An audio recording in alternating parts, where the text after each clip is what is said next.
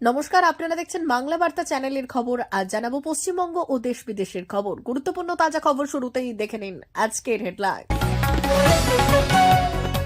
লালকেল্লার বিস্ফোরণের পর এবার র্যাডিসন হোটেলের সামনে বিস্ফোরণের শব্দ, ছুটল পুলিশ। বাংলাদেশের মাটিতে ৬০ জঙ্গি শিবির চালাচ্ছেন মাসুদ আজহার, অর্থ যোগাচ্ছেন ইউনূসের ছোট কন্যা। দিল্লি বিস্ফোরণে বাংলা যোগ, বিস্ফোরণের ৪৮ ঘন্টার মধ্যে মুর্শিদাবাদে পৌঁছল এনআইএ। শুরুর ৮ দিন পর এসআইআর নিয়ে বড় ঘোষণা, ফর্ম ফিল আপ না করলেই। পাকিস্তান সম্পর্কে আফগানিস্তানের সবথেকে বড় ঘোষণায় সবাই অবাক। দিল্লি বিস্ফোরণের ছক ফাঁস, ডায়েরির পাতা উল্টালেই সামনে এলো ২৫ জনের নাম। কোথায় লুকিয়ে আসল রহস্য?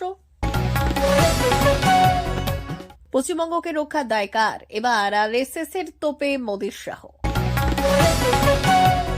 বড় নির্দেশ, কলকাতা হাইকোর্টের খারিজ হল মুকুল রায়ের বিধায়ক পদ। দিল্লির ভয়াবহ গাড়ি বোমা বিস্ফোরণের ঘটনায় উঠে এলো বঙ্গযোগ, রাজ্যে এবার এনআইএর বিশেষ দল। লালকেল্লার বিস্ফোরণের পর এবার র্যাডিসন হোটেলের সামনে বিস্ফোরণের শব্দ, ছুটল পুলিশ। প্রিয় দর্শক, প্রতিদিন নিয়মিত খবর শোনার জন্য বাংলা বার্তা চ্যানেলটিকে সাবস্ক্রাইব করুন। আসছি বিস্তারিত খবরে। লালকেল্লার বিস্ফোরণের পর এবার র্যাডিসন হোটেলের সামনে বিস্ফোরণের শব্দ, ছুটল পুলিশ। ফের দিল্লিতে বিস্ফোরণ। আজ বৃহস্পতিবার সকালে দিল্লির মহিপালপুরে একটা জোরালো বিস্ফোরণ হয়।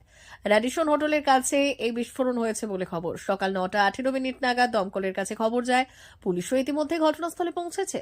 ৩ দিন আগেই দিল্লির লালকেল্লার কাছে ভয়াবহ বিস্ফোরণ ঘটে, যাতে প্রাণ হারান কমপক্ষে ১২ জন। তারপর এই বিস্ফোরণের খবরে স্বাভাবিকভাবেই চাঞ্চল্য ছড়ায়। পরে জানা যায় এই ব্যক্তি গুরুগ্রাম যাচ্ছিলেন। যাওয়ার পথে র্যাডিসন হোটেলের সামনে জোরালো বিস্ফোরণের শব্দ শোনেন। সঙ্গে সঙ্গে পুলিশে খবর দেন। পুলিশ ও দমকল ঘটনাস্থলে গিয়ে কোনো বিস্ফোরণের চিহ্ন পায়নি। পরে খোঁজ খবর নিয়ে পুলিশ জানতে পারে যে একটি বাসের টায়ার ফেটে বিস্ফোরণ হয়েছে। হোটেলের সিকিউরিটি গার্ডও জানান যে ধৌলা কুয়ার দিকে যাচ্ছিল ডিটিসি বাস, আর সেই বাসের পেছনের দিকে একটি টায়ার ফেটে যায়, আর সেই শব্দ থেকেই আতঙ্ক ছড়ায়। চলতি সপ্তাহে সোমবার দিল্লির লালকেল্লার কাছে নাশকতামূলক হামলা হয়। সাদা রঙের একটি I-20 গাড়িতে বিস্ফোরণ হয়। পর গাড়িতে বিস্ফোরণ হতে থাকে। বাংলাদেশের মাটিতে ৬০ জঙ্গি শিবির চালাচ্ছেন মাসুদ আজহার, অর্থ যোগাচ্ছেন ইউনূসের ছোট কন্যা।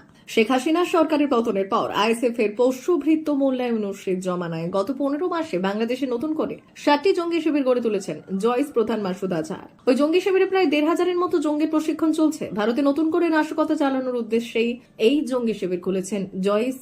আর ওই শিবিরে অর্থের যোগান দিয়ে চলেছেন ইউনূসের ছোট কন্যা দিনা আফরোজ ইউনূস। তুরস্কের একটি স্বেচ্ছাসেবী সংস্থার তরফে নিয়মিত অর্থ পাঠানো হচ্ছে ইউনূস কন্যার কাছে।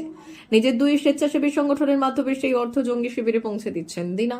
যদিও বাংলাদেশে মাসুদ আজহারের জৈশের কোনো শিবির রয়েছে কিনা সেই সংক্রান্ত তথ্য তার কাছে নেই বলেই জানিয়েছেন তদারকির সরকারের স্বরাষ্ট্র উপদেষ্টা জাহাঙ্গীর আলম চৌধুরী। দিল্লি বিস্ফোরণে বাংলা যোগ, বিস্ফোরণের ৪৮ ঘন্টার মধ্যে মুর্শিদাবাদে পৌঁছল এনআইএ। দিল্লি বিস্ফোরণে তদন্ত করতে গিয়ে উঠে আসছে বাংলার যোগ। বিস্ফোরণের ৪৮ ঘন্টার মধ্যেই পশ্চিমবঙ্গে হাজির হলো তদন্তকারী সংস্থা এনআইএ টিম। বুধবার দুপুরে মুর্শিদাবাদের নবগ্রামে পৌঁছয় সেই তদন্তকারীরা। সূত্রের খবর, দিল্লি বিস্ফোরণের ঘটনায় যে সন্দেহভাজনদের গ্রেফতার করা হয়েছে তাদের কাছ থেকে ফোন নম্বর পেয়েই বাংলায় এসেছে এনআইএ। বুধবার ৭ সকালে মুর্শিদাবাদের নবগ্রাম থানার নিম গ্রামে চলে এই অভিযান। ময়দুল হাসান নামে এক ব্যক্তির বাড়িতে যায় এনআইএ তদন্তকারী দল, আর ওই ব্যক্তিকে ডেকে দীর্ঘক্ষণ জিজ্ঞাসাবাদ করা হয়। জানা গিয়েছে ময়দুল হাসান পেশায় পরিযায়ী শ্রমিক। কখনো দিল্লি কখনো মুম্বাইতে পরিযায়ী শ্রমিকের কাজ করছেন তিনি। সেই সময় কিছু জঙ্গি সংগঠনের সদস্যদের সঙ্গে মইনুলের যোগাযোগ হয়েছে বলে সূত্রের খবর। বর্তমানে দিল্লিতে বিস্ফোরণের পর এই মইনুল হাসানের ফোন নম্বর পেয়ে তদন্তকারী আধিকারিকরা হাজির হয়েছে।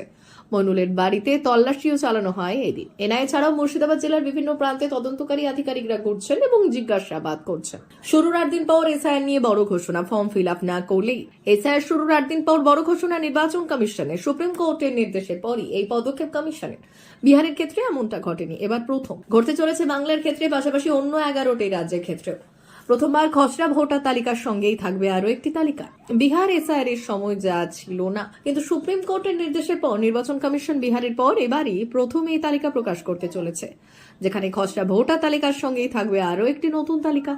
2025 সালের ভোটার তালিকায় যাদের নাম আছে তাদের প্রত্যেককেই দেওয়া হবে এনুমারেশন ফর্ম। যারা এই ফর্ম পূরণ করে জমা দেবেন তাদের নাম উঠবে খসড়া ভোটার তালিকায়, আর যারা এই ফর্ম পূরণ করে জমা দেবেন না তাদের নাম উঠবে পাশের তালিকায়। পাকিস্তান সম্পর্কে আফগানিস্তানের সবথেকে বড় ঘোষণা, সবাই অবাক। দিল্লিতে সাম্প্রতিক বোমা বিস্ফোরণের ঘটনার পর থেকে সন্ত্রাসী মদত দেওয়ার কারণে আন্তর্জাতিক মহলের প্রশ্নের মুখে পাকিস্তান। ভারতের যে কোনো প্রান্তে বড়সড় হামলার ঘটনায় প্রায়শই পাকিস্তানি যোগসূত্র পাওয়া গেছে। দিল্লি বিস্ফোরণেও সেই একই চিত্র দেখা যাচ্ছে। আর এই ঘটনায় ধৃত জঙ্গিরা নিজেরাই স্বীকার করেছে যে পাকিস্তানের জৈশ ই মোহাম্মদ গোষ্ঠীর এক হ্যান্ডলারের সঙ্গে তাদের নিয়মিত যোগাযোগ ছিল। পাকিস্তানের এই নাপাক কর্মকাণ্ডের ফের একবার প্রকাশ্যে আসার পর জিহাদি রাষ্ট্রটিকে বিশাল বড় এক ধাক্কা দিয়েছে আফগানিস্তান। ইসলামিক আমিরাতের অর্থনৈতিক বিষয়ক উপপ্রধানমন্ত্রী মোল্লা আব্দুল গনি বারাদারের একটি বড় বিবৃতি সামনে এসেছে। তিনি স্পষ্ট জানিয়েছেন, দেশের মর্যাদা, ব্যবসা, শিল্প এবং আফগানদের অধিকার রক্ষার জন্য ইসলামিক আমিরাত তাদের ব্যবসায়ীদের পাকিস্তান থেকে মুখ ফিরিয়ে নেওয়ার নির্দেশ দিয়েছে। কারণ পাকিস্তান বারবার তাদের বাণিজ্য পথ বন্ধ করেছে এবং অপ্রাসঙ্গিক বিষয়কে রাজনৈতিক অস্ত্র হিসেবে ব্যবহার করেছে। তাই তিনি সমস্ত ব্যবসায়ীদের যত দ্রুত সম্ভব পাকিস্তানের সঙ্গে ব্যবসা কমিয়ে অন্যান্য উপলব্ধ রুট ব্যবহার করার পরামর্শ দিয়েছেন। দিল্লি বিস্ফোরণের ছক ফাঁস, ডায়েরির পাতা উল্টোলে সামনে এলো 25 জনের নাম। কোথায় লুকিয়ে আসল রহস্য? দিল্লি বিস্ফোরণ মামলা তদন্তে নাটকীয় মোড়। অভিযুক্ত দুই ডাক্তার ডক্টর উমর এবং ডক্টর মুজাম্মেলের বাড়ি থেকে উদ্ধার হয়েছে একটি চাঞ্চল্যকর ডায়েরি। গোয়েন্দারা মনে করছেন এই ডায়েরিটি বিস্ফোরণের পরিকল্পনার ব্লুপ্রিন্ট। উদ্ধার হওয়া ডায়েরিতে 8 থেকে 12 নভেম্বরের তারিখগুলো বিশেষভাবে উল্লেখ করা আছে, যা স্পষ্ট ইঙ্গিত দিয়েছে যেই সময়কালের মধ্যে নাশকতার মূল ছক কষা হয়েছিল। এটি এখন তদন্তকারীদের হাতে আসার সবচেয়ে গুরুত্বপূর্ণ প্রমাণগুলোর মধ্যে একটি। এই ডায়েরির পাতায় প্রায় 25 জন সন্দেহভাজন ব্যক্তির নাম পাওয়া গেছে। এদের মধ্যে অধিকাংশের বাস জম্মু কাশ্মীর এবং ফরিদাবাদে। এই 25 জন ব্যক্তি বিস্ফোরণের চক্রান্তের সঙ্গে কিভাবে যুক্ত তা খতিয়ে দেখছে পুলিশ। পশ্চিমবঙ্গকে রক্ষার দায় কার? এবার আরএসএস এর তবে মোদী শাহ। পশ্চিমবঙ্গকে রক্ষার দায় কার? শুধু বাঙালি হিন্দু নাকি ভারত সরকারেরও? আরএসএস এর মুখপাত্র স্বস্তিকা এবার সমালোচনার মুখে প্রধানমন্ত্রী নরেন্দ্র মোদী ও কেন্দ্রীয় স্বরাষ্ট্রমন্ত্রী অমিত শাহ। ধৃতরাষ্ট্রের সঙ্গে তুলনা করা হলো বিজেপির দুই শীর্ষ নেতাকে। আরএসএস এর মুখপাত্রে পশ্চিমবঙ্গের প্রসঙ্গ। 3রা নভেম্বর প্রকাশিত সংখ্যায় আরএসএস নেতা শিবেন্দ্র ত্রিপাঠী লিখেছেন, 2019 সাল থেকে বাঙালি হিন্দু তারা প্রতিটি নির্বাচনে বারে বারে কেন্দ্রীয় সরকারের নিঃশর্ত সমর্থন জুগিয়েছে। মুখ চেয়ে বসে আছে, এভাবে কেন্দ্রে তাদের রক্ষা করবে। এখন কেন্দ্র সরকারকে প্রমাণ করতে হবে যে তাদের বিশ্বাসের মর্যাদা রাখার উপযুক্ত কিনা। বামেদের মুখে মোদী দিদি সেটিং এর কথা শোনা যায়, সে কথাও উল্লেখ করা হয়েছে আরএসএস এর মুখপত্রে। শিবেন্দ্রের অভিযোগ, পশ্চিমবঙ্গের এই দুর্দিনে রাজ্যবাসীর পাশে থাকার কথা যার, দেশে সেই সব সময় সর্বময় কর্তা এখনো দিদি ভাইয়ের মধুর সম্পর্ক রক্ষায় ব্যস্ত। এতে নাকি দেশের গণতন্ত্রের ভিত শক্ত হয়, কেন্দ্র এবং রাজ্যের মধুর সম্পর্ক পাকাপোক্ত হয়। তাই তিনি বঙ্গ জননীর আর্তনাদ না শোনার প্রতিজ্ঞায় অটল। বড় নির্দেশ কলকাতা হাইকোর্টের, খারিজ হলো মুকুল রায়ের বিধায়ক পদ। বৃহস্পতিবার দুপুরে খারিজ করে দেওয়া হলো মুকুল রায়ের বিধায়ক পদ। এদিন কলকাতা হাইকোর্টে দেবাংশু বসাকের ডিভিশন বেঞ্চে এই রায় ঘোষণা করা হয়।